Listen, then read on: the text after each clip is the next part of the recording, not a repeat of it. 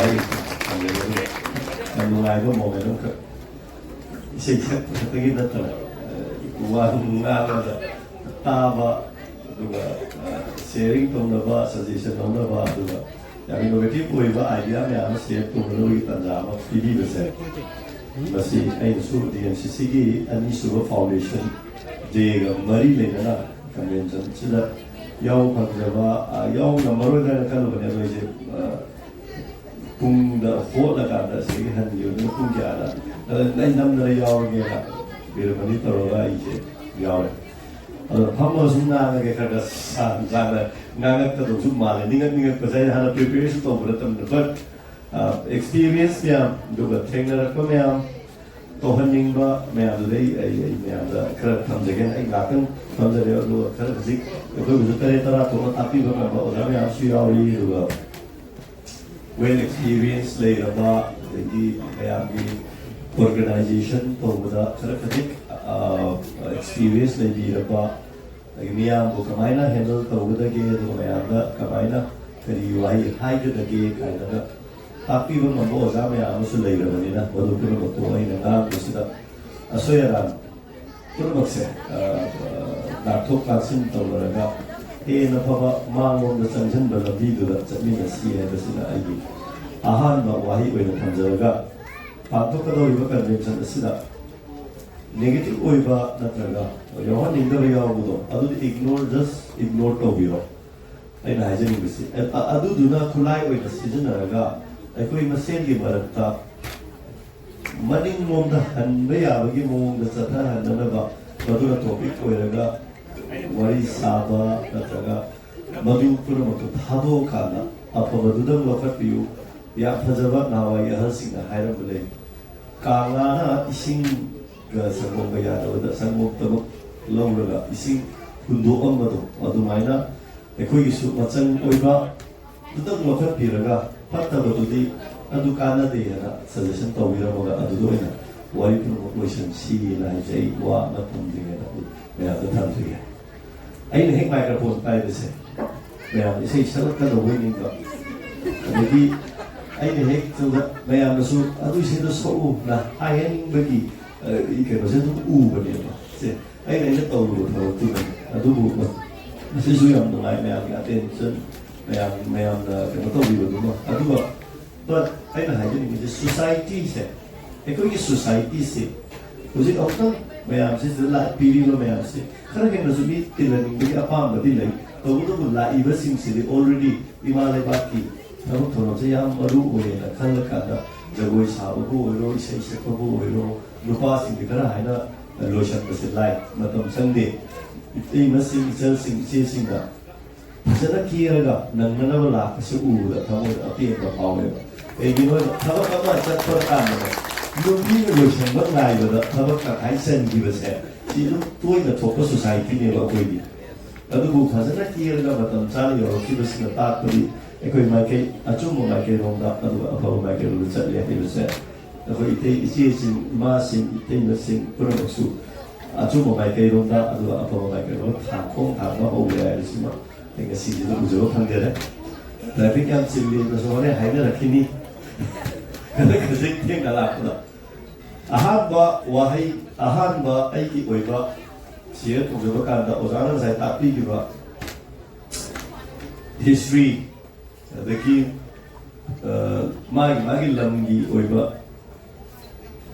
Ideas. Jadi magi politics. Adu guna dia ai naik najar. Kaya gino da kalau ay area natin. Natragasu isay oy na si hasu matang sabi. Nay nagalori basi ay ko igilay di ba imali bakse kari tibang dan lady ado kari imali bak na kari patong tali. Hay do oy na sanggan jaga. Ahan bada mayam da ungtang khandar rayeng biu. Apun ba unjal laga ay ko igilay di ba imali bak Manipur se. Mangon the set libera, Saukan Palon the set libera, Kuman Sausal libera, Natraga, Equi Maningon the Halagat set libera. I was say, Isa Ontang in your Taraga, Kanda Birakanda, Karamba, Aina Hajariba, amani amana mamang om chapa amana mani om chapa sigi ani sigi landai sida kadom chat lige hai basa mongtang khanda changi ado hogalakliba angang singsu kari kari gumba kada wakal mature oire haina di khanjaba ado aikoi mama mapa natraga guardian singadi ai sa se pe na khaliba matam sida kari kari gumba kada madugi elements singse aikoi society se pai na uba masu yauri ko masina kari no aikoi na soirira parents sing soirira ahal sing soirira mama thaki ahal sing soirira nei na chang karibu bagana aina wadana ngambada thamoida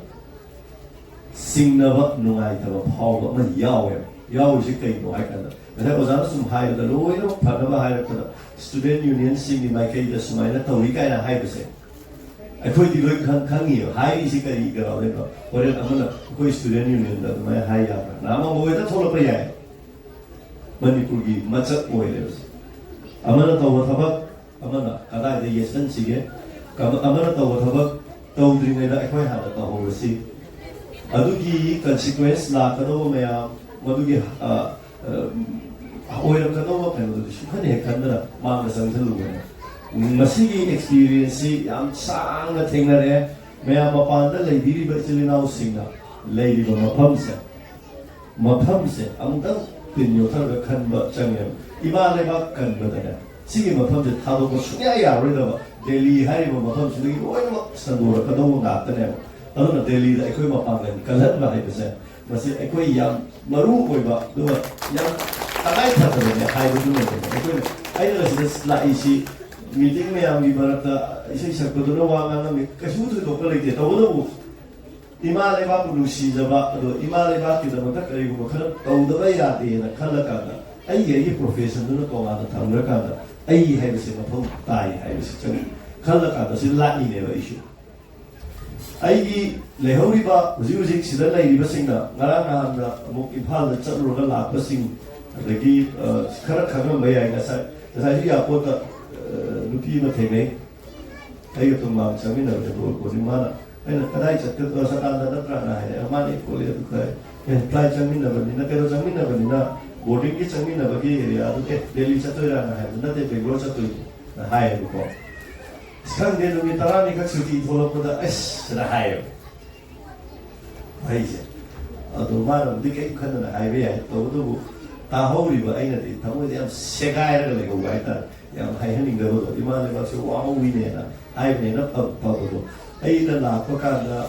ai ko hom du le ko ka da sai ya wa na tha ga ha de lu do do bi adu di lu sal e ba su sini ai na hai je ni ai pa tam sa na ya ka da ding na ro si ma mi mo ke gi cha le de ne ni da na me am so le ya ra na ho le ai ko da le da me am la tin ai na hai je ni le di project se ya lu ba ta ka ne baru na uji doi ma puli ne social media da active koi ba isli raw si so ai message kar zon pizza ke ai shi am oi si ki mara bisina kari no hai ka da ya koi ni mo ba ge na te ai ki photo phaja ba tha ga na te ai adu koi ure adu ai cha ure adu gi na te ai hingi ma le ba ki to ta adu ba ai koi na to ya ba to gi ni hai ba du pa kha ne si na to ba isli raw si na ai na si ai ida thak tori ida adu thak re picture ni thar pa ai adu sa dori ai adu sa re si se to ro to si ai na matam sida kai gi ro hai ka da uji lai ni chile lau si me ama sa pira mani ba teng pang pira kusu me ama yawi mo pa lan da le ba relief camp na to fabricated house sat pa ka da ai ko da sari ba a haw ba bu ban to da sari ba sing se moi gi mark sabang ngam ngada yeng se bang kan aduna aphola kani matam pharakani loira pharakani ai na gasi sada bu sa do ka mai mai am do utoi moi ni ai ko gi chana bi da ahal ma na hai wa hai mai am kaw ni na asina saksa yu thak nai se yu tho ai ba na te ba saksa yu thak phajada mi di ai ma khata ni de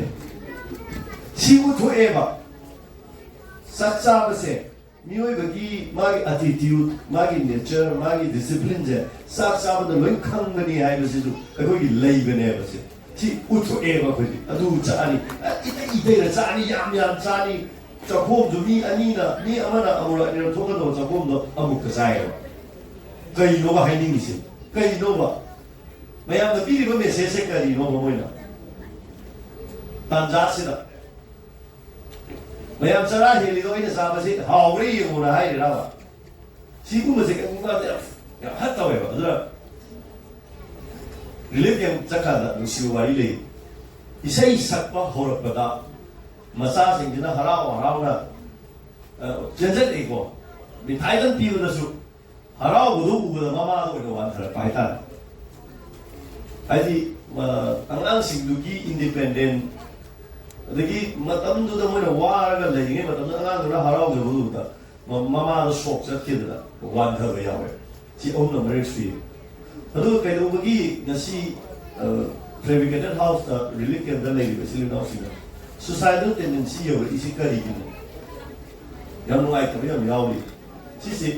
तरे तरा थोना कना चंगी कई बन खोइसे मखों दा सोइरिरा तरा पांबी थारमिबा थारिबा मिदर सोइरिरा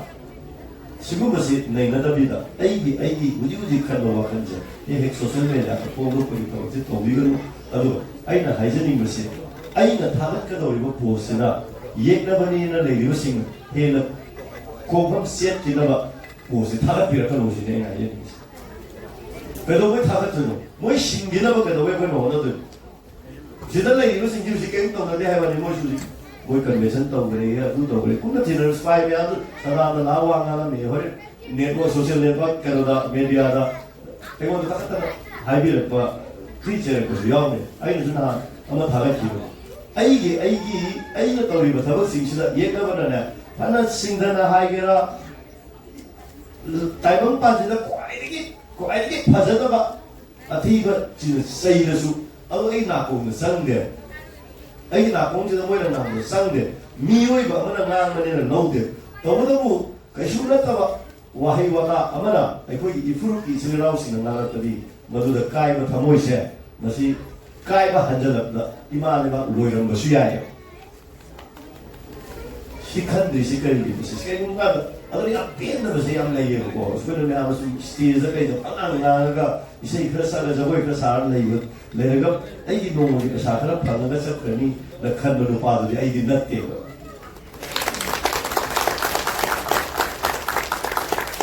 masi amtang khada basani adari mathaka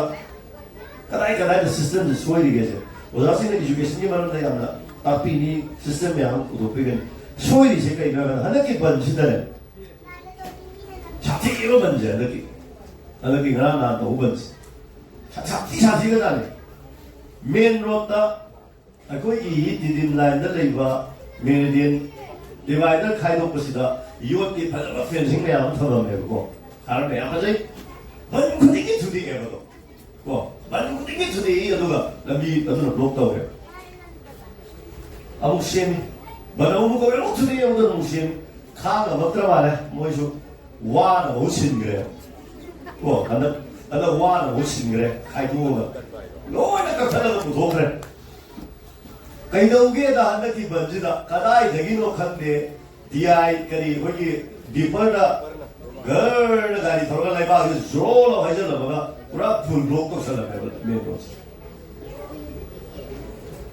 kana no bo thingari ba wa ba kana da no ba kana no bo thingari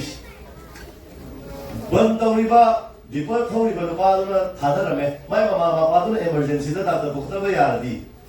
ma thada gidra ba do demand tawre na demand je ma pham cha na tawre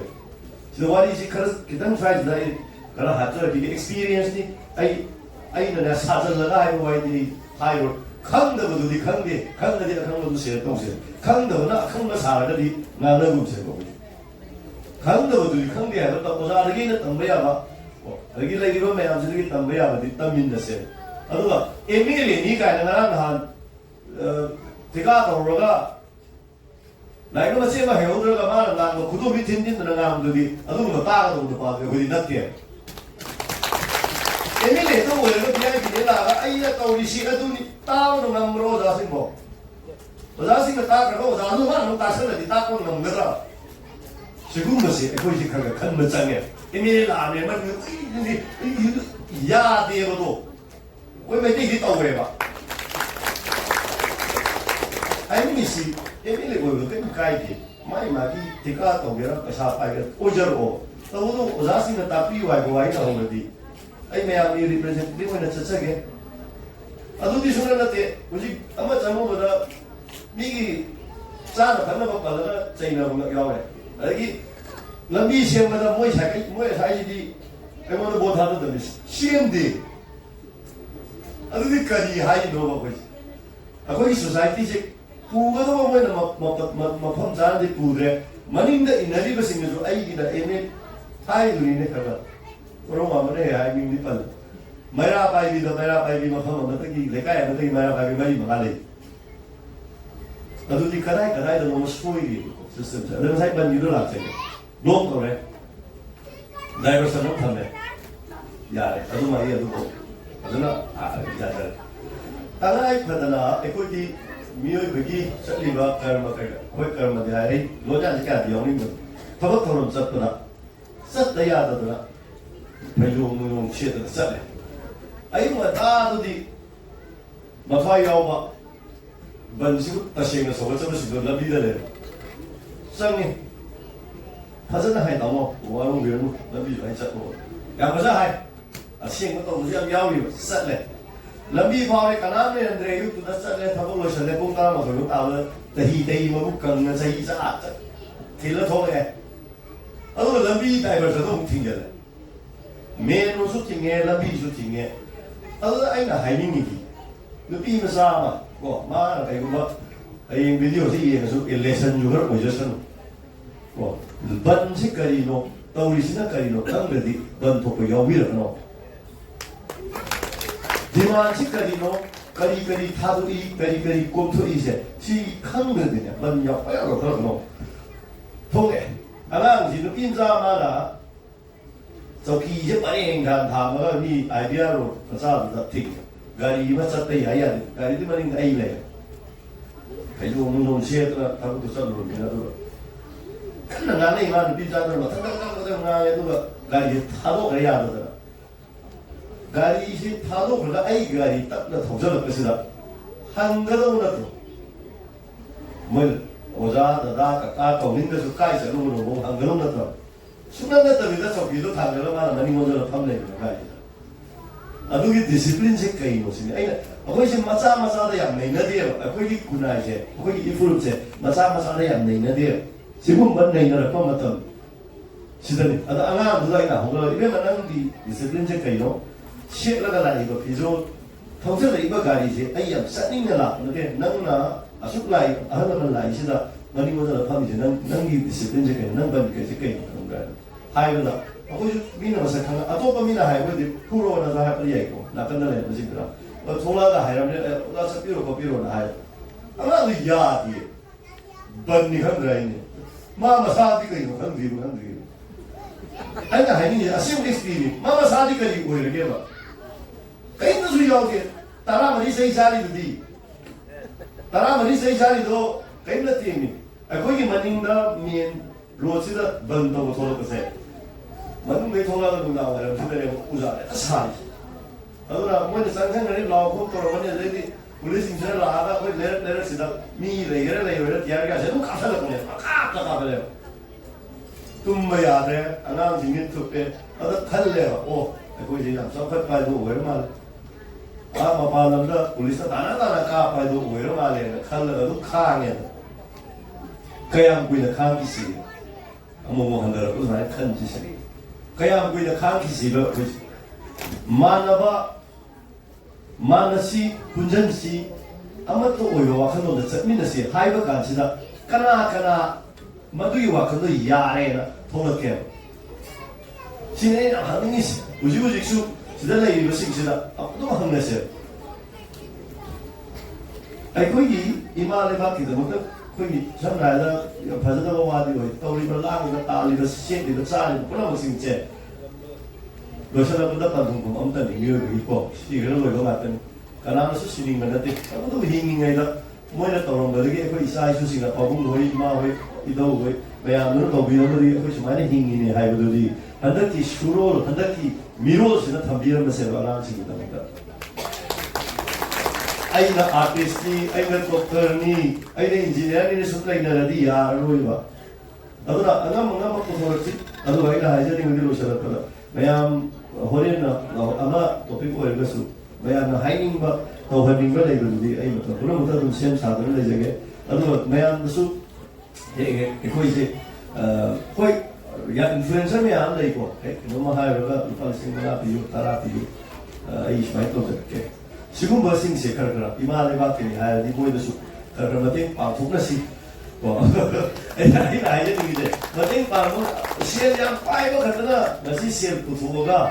ꯀꯩꯅꯣ ꯇꯧꯕ ꯌꯥꯕ ꯅꯠꯇꯦ ꯑꯗꯨꯒꯤ ꯃꯊꯛꯇ relief ꯀꯦꯝꯗ ꯂꯩꯔꯤꯕ ꯑꯉꯥꯡꯁꯤꯡꯁꯦ ꯂꯨꯄꯥ ꯀ꯭ꯔꯣꯔ 1 ꯄꯤꯊꯣꯛꯀꯦ ꯑꯗꯨꯒ ꯑꯩꯒꯤꯗꯃꯛꯇ ꯀꯨꯕꯥꯀꯨ ꯍꯥꯏꯅ ꯉꯥꯏꯍꯥꯛꯇꯤ ꯈꯨꯔꯝꯕ ꯌꯥꯏ ꯑꯗꯨꯒ ꯍꯣꯔꯦꯟ ꯍꯟꯈꯤꯕꯗ ꯉꯁꯥꯏ ꯅꯨꯄꯥꯗꯣ ꯀꯅꯥꯅꯣ ꯍꯥꯏꯔꯗꯤ ꯂꯨꯗ꯭ꯔꯣ ꯑꯗꯨꯗꯨꯅ ꯑꯩꯈꯣꯏꯅ ꯍꯥꯏꯖꯅꯤꯡꯉꯤꯁꯦ ꯑꯩꯈꯣꯏ ꯃꯥꯟꯅꯕ ꯋꯥꯈꯜꯂꯣꯟ ꯑꯗꯨꯒ ꯇꯧꯁꯤ ꯍꯥꯏꯕ ꯊꯕꯛꯇꯨꯅ ꯑꯆꯨꯝꯕꯔꯣꯝꯗ ꯆꯠꯂꯗꯤ ꯄꯨꯝꯅꯃꯛꯅ ꯁꯧꯒꯠꯃꯤꯟꯅꯔꯒ ꯆꯠꯃꯤꯟꯅꯁꯤ ꯃꯥꯅ ꯇꯧꯔꯗꯤ ꯑꯩ ꯌꯥꯎꯔꯔꯣꯏ ꯆꯨꯝꯃꯁꯨ ꯃꯣꯏꯅ ꯇꯧꯔꯗꯤ ꯑꯩꯈꯣꯏꯗꯤ ꯌꯥꯎꯕ ꯌꯥꯗꯦ ꯆꯨꯝꯃꯁꯨ ꯁꯨꯃꯥꯏꯅ ꯁꯨꯝ ꯆꯠꯅꯕꯁꯤꯅ ꯑꯩꯈꯣꯏꯁꯦ ꯑꯩꯅ ꯉꯁꯥꯏ ꯐꯣꯡꯗꯣꯛꯄꯗ ꯍꯥꯏꯈꯤꯕꯁꯦ ꯂꯣꯏꯁꯤꯜꯂꯛꯄꯗ ꯍꯥꯏꯁꯦ ꯑꯩꯈꯣꯏꯁꯦ ꯃꯥꯡꯂꯣꯝꯗ ꯆꯠꯂꯤꯔꯥ ꯅꯠꯇ꯭ꯔꯒ ꯇꯨꯡꯂꯣꯝꯗ ꯍꯜꯂꯤꯔꯥ ꯆꯥꯎꯈꯠꯂꯤꯕꯔꯥ ꯋꯥꯈꯜ ꯇꯥꯕ ꯈꯨꯟꯅꯥꯏ ꯑꯃ ꯑꯣꯏꯔꯤꯕꯔꯥ ꯉꯁꯤ ꯂꯥꯟꯊꯦꯡꯅꯔꯤꯕ ꯃꯐꯝꯁꯤꯗ ꯍꯧꯖꯤꯛ ꯍꯧꯖꯤꯛꯃꯛꯁꯨ ꯃꯌꯥꯝꯅ ꯎꯅꯔꯝꯒꯅꯤ ꯃꯇꯝꯗꯨꯒꯤ ꯅꯦꯠꯋꯥꯔꯛ ꯀꯩꯅꯣ ꯑꯣꯖꯥ ꯃꯌꯥꯝꯁꯤ ꯄꯨꯂꯞ ꯊꯦꯡꯅꯒꯗꯕꯅꯤ ꯏꯃꯥ ꯏꯕꯦꯜꯁꯤꯡ ꯂꯩꯔꯝꯗ꯭ꯔꯗꯤ ꯏꯃꯥ ꯏꯕꯦꯜꯁꯤꯡ ꯌꯥꯎꯗꯦ ꯍꯥꯏꯕ ꯌꯥꯕ꯭ꯔꯣ ꯏꯃꯥ ꯏꯕꯦꯜꯁꯤꯡꯅ ꯃꯌꯥꯝ ꯀꯜꯂꯤꯁꯤꯗꯤ ꯂꯥꯟ ꯆꯠꯄꯗ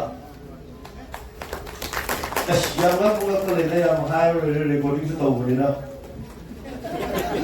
ꯁꯥꯊꯤ ꯁꯥꯊꯤꯕ ꯂꯩꯔꯤꯅꯤ ꯂꯥꯟ ꯆꯠꯂꯀꯥꯟꯗ ꯈꯪꯉꯦꯕ ꯀꯣ ꯑꯩꯁꯤ ꯍꯥꯏꯅꯤꯡꯗ꯭ꯔꯦ ꯌꯥꯎꯋꯦꯕ ꯑꯩꯈꯣꯏ ꯑꯗꯣ ꯊꯣꯛꯂꯛꯄꯗ ꯅꯣꯏ ꯀꯩꯗꯧ ꯂꯩꯒꯦ ꯀꯩꯅꯣ ꯍꯥꯏꯔꯝꯗꯣꯏꯁꯤꯕꯣ ꯑꯩ ꯆꯠꯂꯤ ꯁꯤꯁꯨ ꯎꯠꯀꯗ꯭ꯔꯕ ꯁꯨꯝ ꯑꯗꯒꯤ ꯆꯪꯉꯦ ꯃꯌꯥꯝ ꯄꯦꯟꯁꯤꯟ ꯅꯨꯡꯁꯤꯟ ꯄꯥꯏꯅꯗꯅ ꯀꯣ ꯂꯥꯟ ꯆꯠꯄꯁꯤꯗꯤ ꯄꯦꯟꯁꯤꯟ ꯉꯥꯛꯇ ꯄꯥꯏꯅꯩꯗꯅ ꯀꯥꯡꯕꯨ ꯑꯃꯅ ꯇꯥꯅ ꯐꯣꯇꯣ ꯀꯥꯞꯄꯂꯛꯄꯤꯅꯦ ꯀꯣ ꯀꯥꯡꯕꯨ ꯑꯃꯅ ꯑꯩ ꯄꯜꯂꯔꯣꯏ ꯁꯤꯅ ꯀꯩꯒꯤ ꯍꯨꯃꯥꯡ ꯀꯥꯗꯅ ꯇꯧꯗꯅ ꯆꯠ ꯀꯔꯤꯅꯣ ꯒ꯭ꯌꯥꯟ ꯇꯥꯗꯅ ꯁꯨꯔꯤ ꯂꯩꯔꯤꯕ ꯑꯗꯨꯅ ꯑꯩꯈꯣꯏꯁꯦ ꯃꯇꯝ ꯄꯨꯝꯅꯃꯛꯇ ꯐꯤꯔꯦꯞ ꯑꯃꯠꯇ ꯑꯣꯏꯅ ꯂꯦꯞꯃꯤꯟꯅꯁꯤ ꯑꯐꯕ ꯃꯥꯏꯀꯩ ꯍꯩꯕꯁꯦ ꯄꯨꯝꯅꯃꯛꯀꯤ ꯑꯐꯕꯅꯤ ꯑꯃꯝꯕ ꯃꯥꯏꯀꯩꯗ ꯆꯠꯈꯤꯕꯁꯦ ꯀꯔꯤ ꯂꯩꯔꯝꯒꯅꯤ ꯈꯪꯉꯣꯏ ꯑꯗꯨꯅ ꯆꯠꯃꯤꯟꯅꯕ ꯃꯇꯝꯗ ꯑꯆꯨꯝꯕ ꯃꯥꯏꯀꯩꯗ ꯑꯣꯏꯔꯕꯗꯤ ꯑꯃꯅ ꯍꯥꯏꯔꯁꯨ ꯑꯩꯒꯤ ꯏꯈꯥ ꯊꯥꯕꯅ ꯍꯥꯏꯔꯕꯁꯨ ꯐꯒꯗꯧꯕ ꯂꯩꯔꯗꯤ ꯑꯩꯈꯣꯏ ꯃꯣꯏꯕꯨ ꯁꯧꯒꯠꯃꯤꯟꯅꯁꯤ ꯍꯥꯏꯕ ꯋꯥꯍꯩꯁꯦ ꯊꯝꯖꯔꯒ ꯉꯁꯤꯒꯤ ꯑꯍꯥꯟꯕ ꯁꯦꯁꯟꯁꯤꯒꯤ ꯂꯣꯏꯁꯤꯜꯂꯤ